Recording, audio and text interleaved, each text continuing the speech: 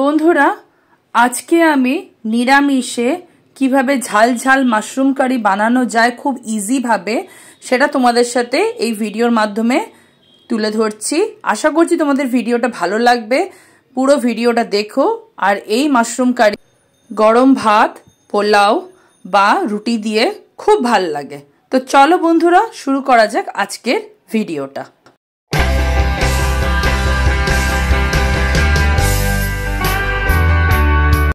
Hello বন্ধুরা, welcome to my YouTube চ্যানেলটি subscribe করো আর সঙ্গে থেকো।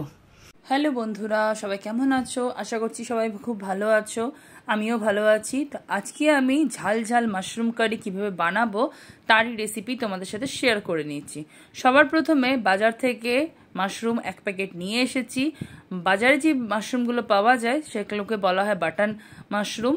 তো আমি ওই 1 প্যাকেট নিয়ে এসেছি আর সেটাকে আমি ভালো করে আগে ধুয়ে নিয়েছি।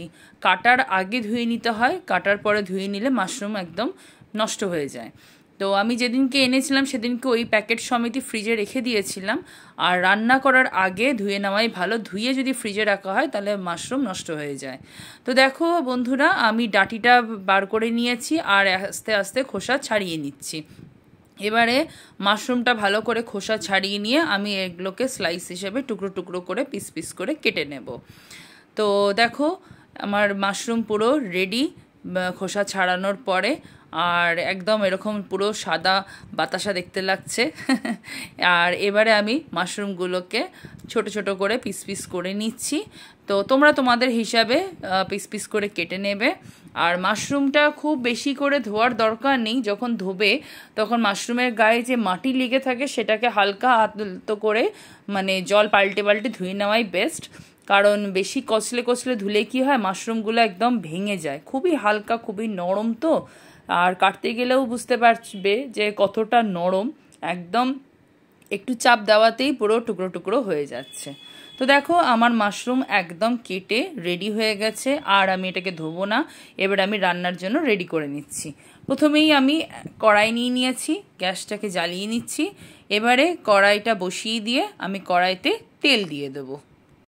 মাশরুম রান্না করতে খুব বেশি তেলের প্রয়োজন হয় না, তো সেই জন্যই আমি কড়াইতে 2 টেবিল স্পুন আমি তেল নিচ্ছি, সাদা তেল নিচ্ছি। তোমরা তোমাদের বাড়িতে যেই ধরনের তেল ব্যবহার করো সেই তেল তোমরা নিতে পারো। তা আমি এখানে সাদা তেল ব্যবহার করছি। আর মাশরুমটা ভাজার আগে আমি ফোড়নটাকেও রেডি করে নিচ্ছি। আমি ফোড়নে এখানে হিং নিচ্ছি আর নিচ্ছি গোটা গরম মশলা, একটা দারচিনি, 2টো এলাচ আর 2টো লবঙ্গ। তো সবার প্রথমে কড়াইতে তেল গরম করতে দিলাম। কড়াইটাকে ভালো করে নেড়ে ছেড়ে নিচ্ছি, তেলটা যাতে কড়াইয়ের চারপাশে লেগে যায়। তারপরে যখন কড়াইয়ের তেল গরম হয়ে যাবে তখন ওতে আমি ফোড়ন দিয়ে দেব। আমি ফোড়নের জন্য হিং যে নিচ্ছি সেটা 1/4 টেবিল চামচ। আর গোটা গরম মশলার মধ্যে নিচ্ছি একটা দারচিনি আর 2টো লবঙ্গ আর 2টো এলাচ।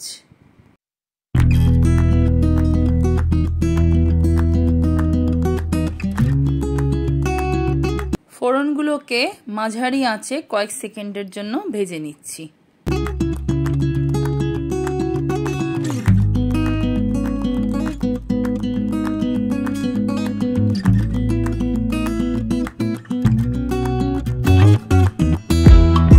এবারে কেটে রাখা মাশরুমগুলো এক এক করে দিয়ে দিচ্ছি কড়াইতে। আর মাশরুমগুলোকে মিডিয়াম থেকে হাই ফ্লেমে এবারে ভাজবো। মোটামুটি 3-4 মিনিট মতন মাশরুমগুলোকে ভেজে নিতে হবে।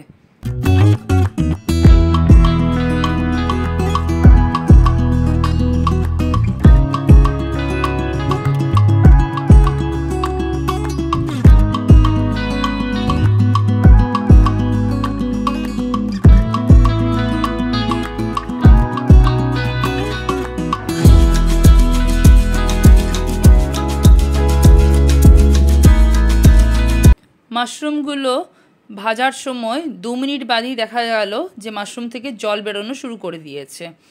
তো মাশরুমগুলোকে ততক্ষণ ধরে ভাজবো যতক্ষণ না জল না শুকোচ্ছে।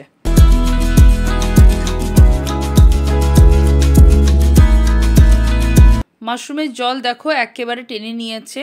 এবারে আমি এক এক করে মশলা সব অ্যাড করব।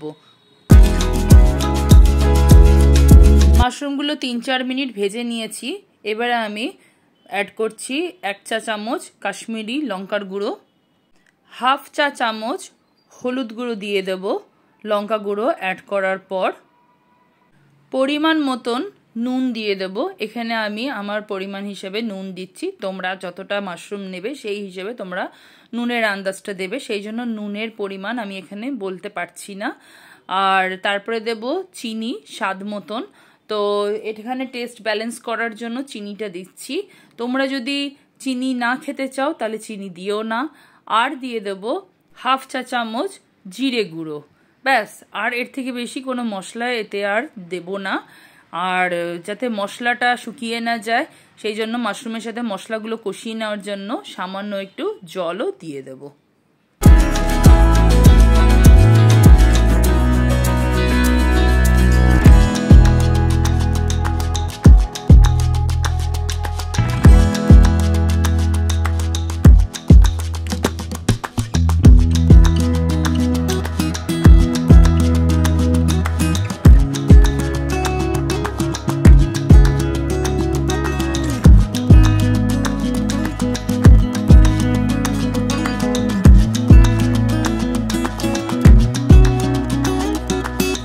এবারে মশলাগুলোকে মাশরুমের সাথে 2 থেকে 3 মিনিট মিডিয়াম টু লো ফ্লেমে ভালো করে কষিয়ে নেব।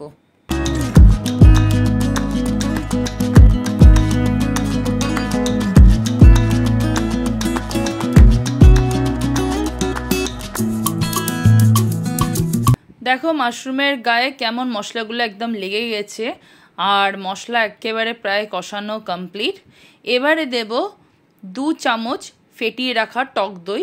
তো টক দইকে ভালো করে ফেটিয়ে নেব, একদম ক্রিমের মতন হয়ে যাবে। তারপরে এর মধ্যে অ্যাড করে দেব। এবারে আরও 2 মিনিট মতন মিডিয়াম ফ্লেমে ভালো করে কষিয়ে নেব।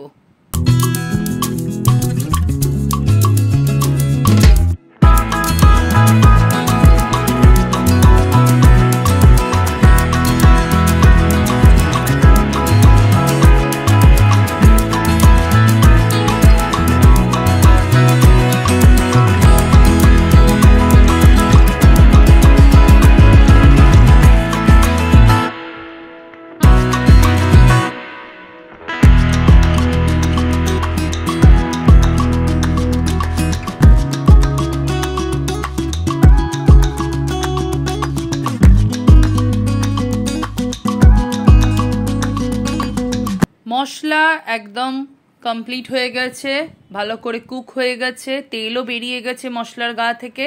এবারে 1 কাপ মতন জল অ্যাড করে দিচ্ছি।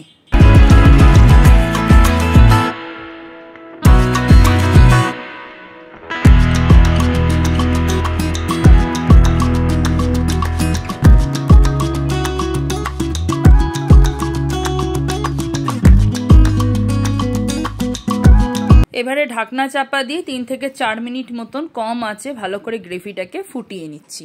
3-4 মিনিট হয়ে গেছে। এবারে দেখো ঢাকনাটা খুলে আর কীরকমভাবে গ্রেভির মধ্যে থেকে তেল পুরো ভেসে উঠেছে।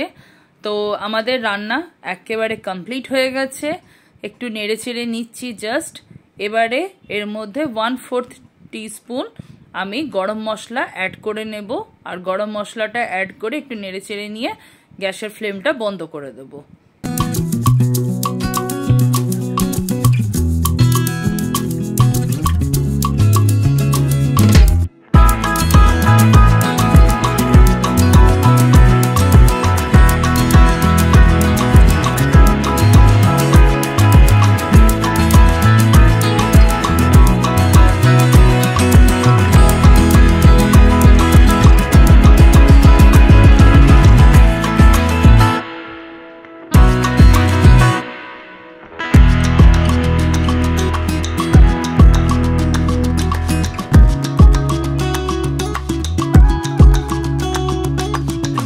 থেকে 3 মিনিট মতন ঢাকনা চাপা দিয়ে রাখলাম যাতে গরম মশলাটা একদম রান্নার মধ্যে ঢুকে যায়।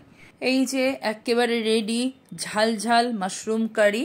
তাহলে দেখো বন্ধুরা, খুবই ইজি এটা বানানো, তার থেকেও কিন্তু ভীষণ টেস্টি খেতে। তোমরা চাইলে এটা ভাত দিয়ে রুটি দিয়ে খেতে পারো। তো যাই হোক, তোমাদের কেমন লাগলো অবশ্যই কমেন্ট করো, ভিডিও ভালো লাগলে লাইক শেয়ার করে দিও আর চ্যানেলটা সাবস্ক্রাইব করে দিও। খুব শিগগিরই আবার দেখা হচ্ছে নতুন ব্লগে, ততক্ষণের জন্য টাটা, বাই বাই।